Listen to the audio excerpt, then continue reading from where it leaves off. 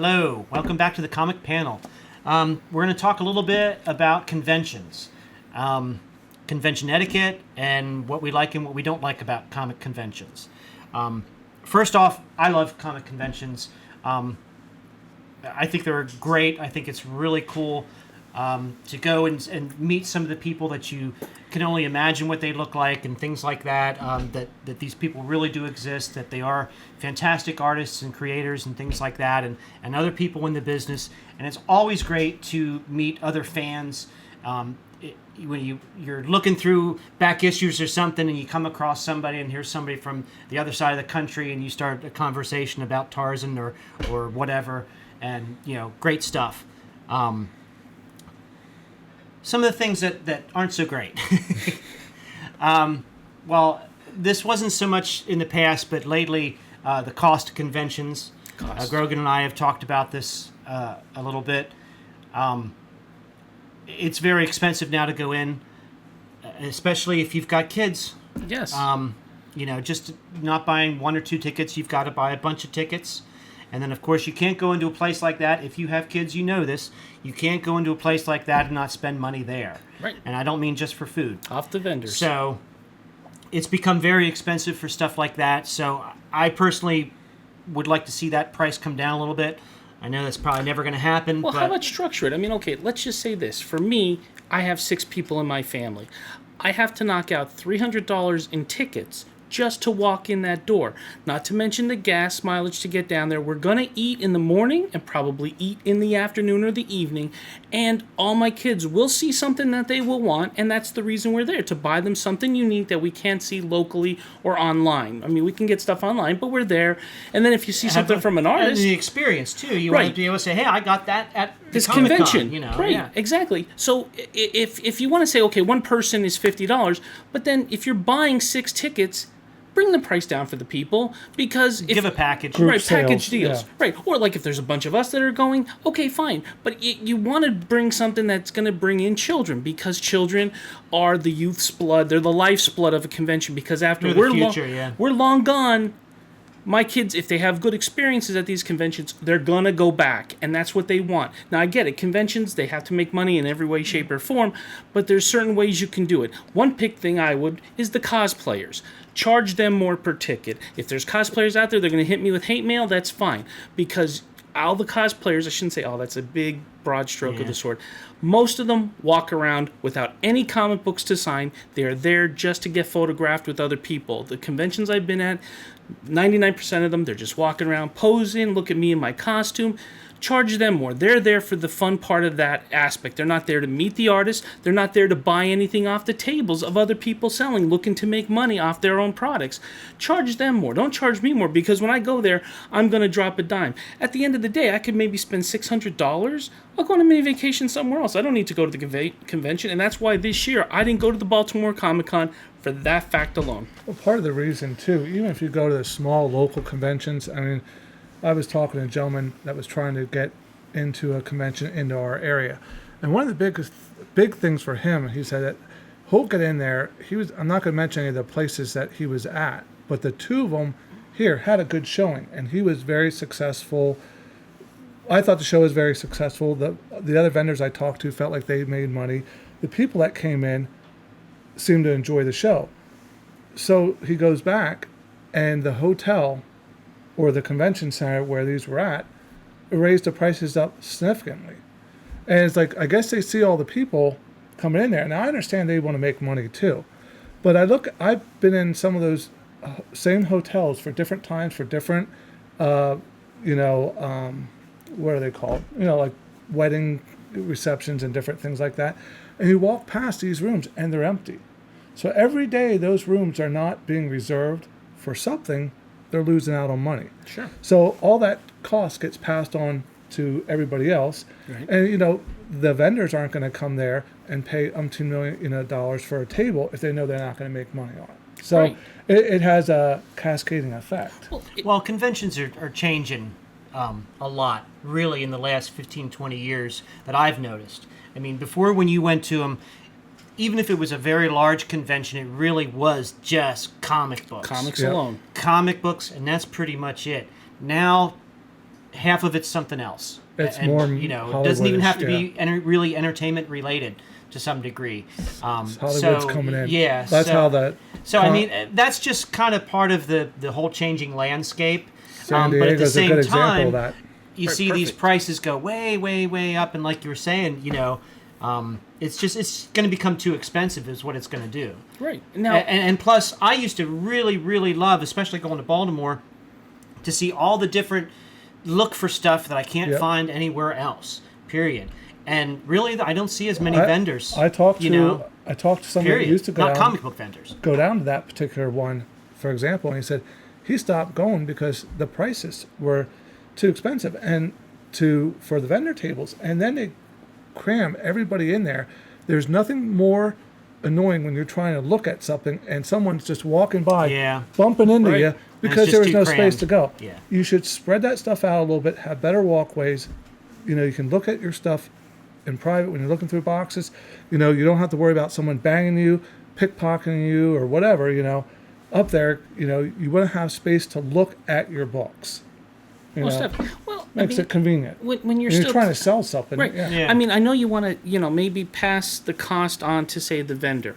So that way, if you can pass the cost on to the vendor, the person selling, their old comics, stuff of that nature, that hurts them, I get it. But if you keep the cost low, you get more people in the door, and if I don't have to pay $50 a ticket but $25 a ticket, that means I have more money to spend on those tables.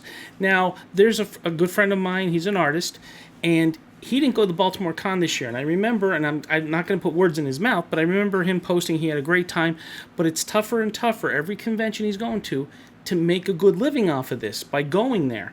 And that's the problem, because after you spend $50 a ticket, your wallet's a little lighter. Yeah, so you can't spend at the table. Right, your discretionary spending is really cut, because you're going to sit there and say, well, I'll look here first, but I'm going to look over here second, and if I find something better or cheaper, I'm going to do it. So artists, they themselves will be cutting their prices down, and then it's becoming to the point where then artists aren't going to go. But it's almost kind of like the Depression era when the Dust Bowl happened. All the farmers are producing as much as they can for as cheap as they can, but yet the convention center is not dropping the price. So why should I can't really spend that much. I have a budget. I have a limit. They need to come up with some sort of price for a bunch of people, if there's a family or a group of friends, because you're going to sell more tickets, and Baltimore, they didn't get my money this year. I could see. I didn't go. I could see how it would be beneficial. I mean, they should do a little bit. There's different ways. Different pricing. Charge and the laying out cosplayers. People too. Charge cosplayers more. If you're going to be a cosplayer, you're really not going to be putting money into any of those tables' pockets, the artist pocket. Well, you never know. Yeah, well, they could spend. okay, but then say, listen, maybe a lot of then don't people come as a cosplayer. If you're coming in for as the fan, then come in as the fan. They could have a friend that holds all their books for them. I mean, I know some that go to shows and dress up, and they have buddies that come along with them. That I call them assistants. They're the like ones your that assistants. I wish I did. Hold their books, buy their books. Everything else, they're in costume. or they change out of costume. They do their shopping there. I've seen a couple people, yes, walking around with stuff, but the majority I've seen, they're walking around with nothing. They're looking to pose with people, and that's all they're doing. And not that that's a bad thing, because you have a love of Harley Quinn, Batman, whoever. Your character, yeah. Right. But the idea is you're not putting money into the people who need to make money on those conventions. And then instead of saying we'll charge you more per table because we're going to guarantee more people coming in that door, they don't. They charge us more, they charge the table more, and then everybody loses out. It's not a hard thing to figure out. Charge a lower price, get more people in. Charge a Sunday ticket that is dirt rate cheap, because everybody knows if you go to conventions, Sunday's the worst time to be there. Sunday is absolutely the worst time to be there, because a lot of artists have already spent 2 to 3 days. They're burnt out. They either leave early or don't come. I have stories of conventions I went to where artists that I was wanting to meet that were supposed to be somewhere, it was Sunday, they were gone already. And what are you going to do? You can't complain. Yeah. They're not going to give you your money back. The artist left. Sorry, too bad, too sad. There's so many ways, if they can get creative, make it worthy for me to spend my money. Right. Make them cheap, pre-sell. And if you pre-sell a ticket, the one year we went down, it was convenient. They had a door off to the side, the pre-sell tickets, you go in there. But the year that me, you, and our other friend went down, they didn't have that. They had it up there, and then they have people at the gate that said, "Oh yeah, I want to buy a ticket," and they let people right in. Well, I'm sorry, I waited in line. Yeah. Send everybody back. Yeah. If you're gonna do that, crap happens, but it's would have made the experience a little bit better by those pre-tickets like we did that one year and get in, which was. What do you guys think about artists charging for their signatures? I don't like it. Never did like that. How about you? Artists or writers or creators, whatever you want to. I have mixed feelings about it. I understand they're there to make money. I mean, but they can always buy their prints of comic books that they drew or wrote and say, hey, $5 you buy this book, I'll sell it. You buy the book, you get it autographed, so you're paying for it indirectly. But I think you should be able to go up, at least get one book signed without them charging it. And also, if there's one particular guy, a Batman artist I won't name, I met him at a convention one year. Seemed like a nice guy. Maybe he was just having an off day when I went there.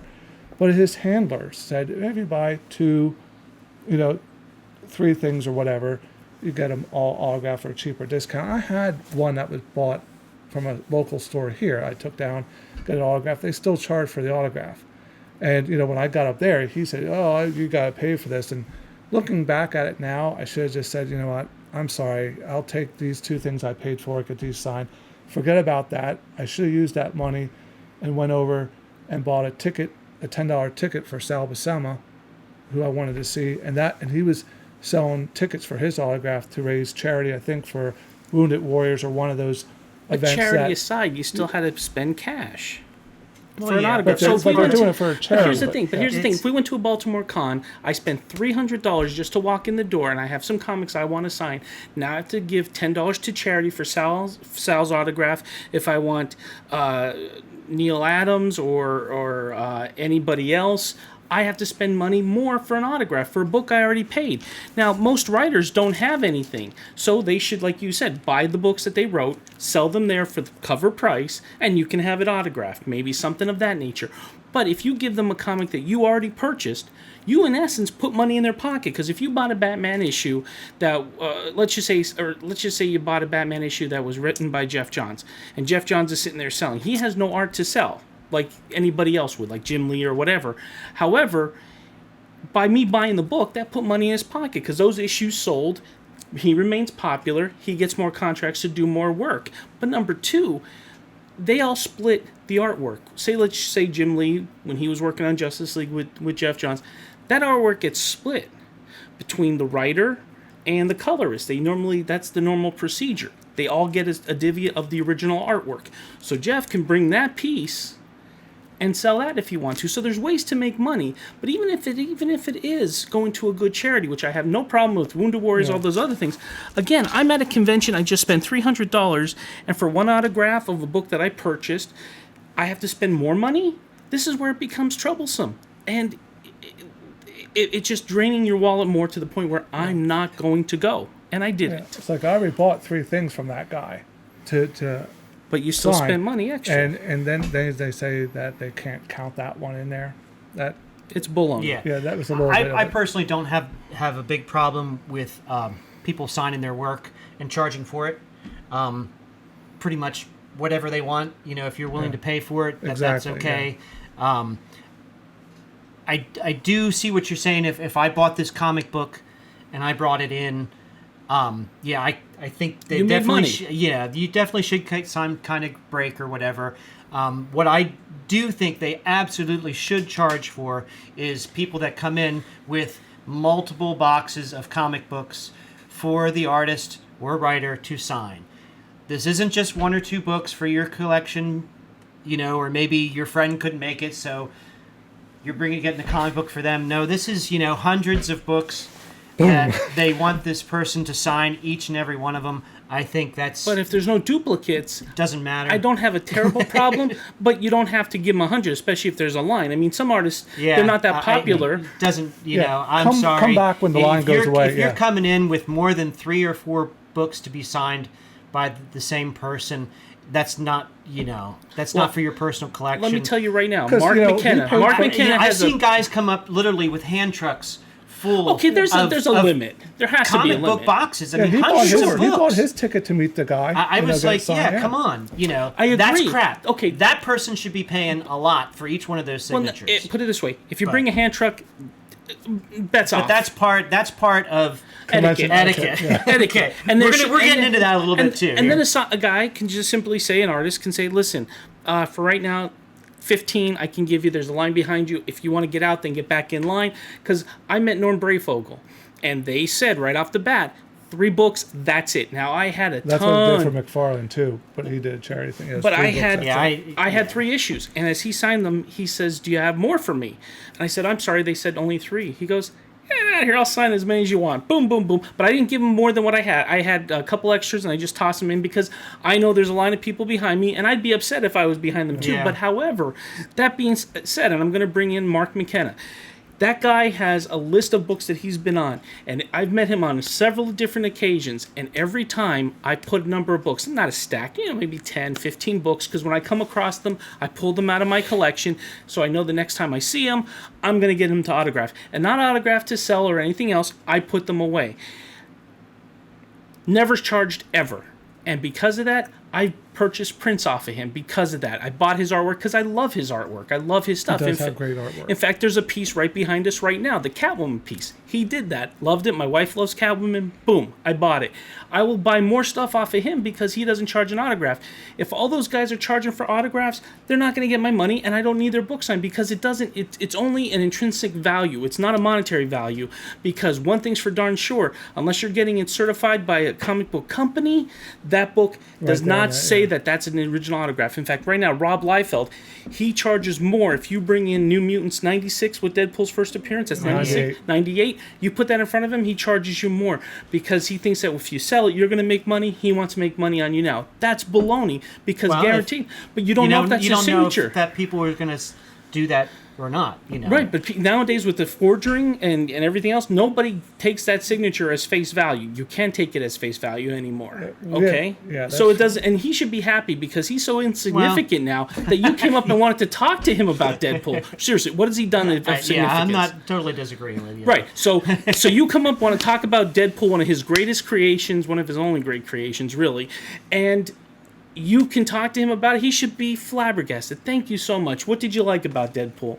Because, I mean, his line has got to be, 2-3 people tops, and that's it. I understand. I don't know. There's a lot of Rob Liefeld fans out there. There are. Well, yeah, I understand sadly. when you go to conventions, some days it's very tiring. You could have a bad day. Maybe the people just gripe on you with certain dumb questions.